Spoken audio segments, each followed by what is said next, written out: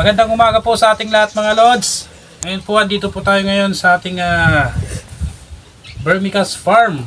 Ayan, papakita namin po yung ating mga bulate at ito na po yung for harvest po natin mga Lods.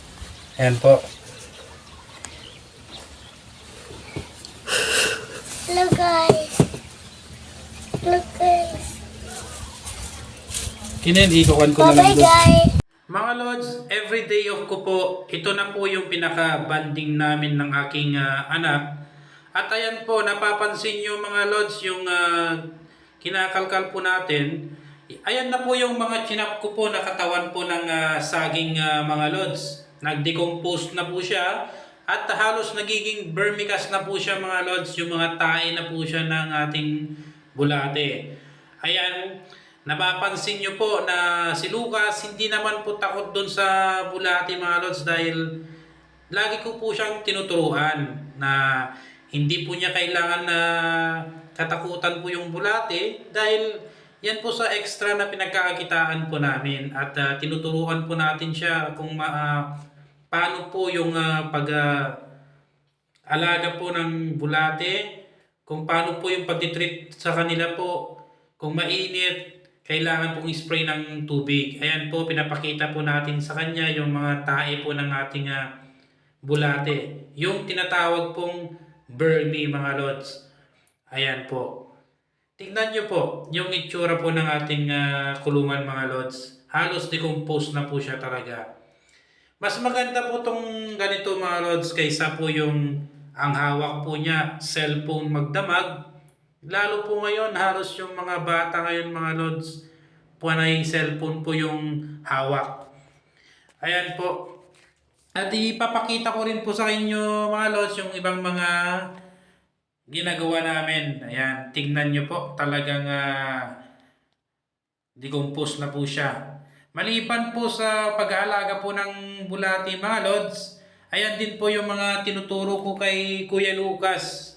Lalong-lalo na mga Lods, kung naka-duty po ako, na kailangan magdilig po siya ng aming halaman. Kung paano po magdilig po ng halaman, kung paano po, gaano po katagal dapat nakababad po sa tubig. Ayan po yung mga kalamansi natin mga Lods. At ituturo ko po yung iba po, ayan, yung mga bagong tanim ng kalamansi po dyan sa kabila, ayan po. Yan, mga bagong tanim lang po yan mga Lods. Mga nasa 1 buwan pa lang po yan mga Lods. Ayan po. At yung ibang kalamansi po natin mga Lods, nandun po sa kabila. Yan, napakaganda po ng view dito mga Lods. Talagang na parang nasa probinsya ka talaga mga Lods.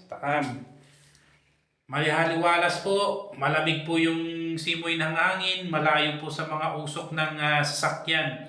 Sa bandang gilid po niyan mga Lods, nakikita nyo na po dyan yung Mount Arayat mga Lods. Ayan po, nag-i-enjoy po si Kuya Lucas at hindi ko po siya pinapayagan mga Lods na pupunta po dyan magdilig ng tubig nang hindi po siya naka-boots. Dahil po yun, lagi pong sinasabi sa kanya, baka po may ahas. Mga Lods, bago po tayo magpaalam, gusto ko muna i-shout out ang Gallebo sidecar po ng Purok 5, Santa Lucia, Santa Ana, Pampanga. Kung gusto nyo po ng dekalidad at good service mga Lods, pasyalan nyo po ang kanilang Facebook account para po may message nyo po sila at magkaroon po kayo ng dekalidad at pangmasang sidecar mga Lods. Muli mga Lods, ingat po tayo and God bless po. Yo yo yo yo yo yo yo yo yo yo yo yo yo yo yo yo. Dito.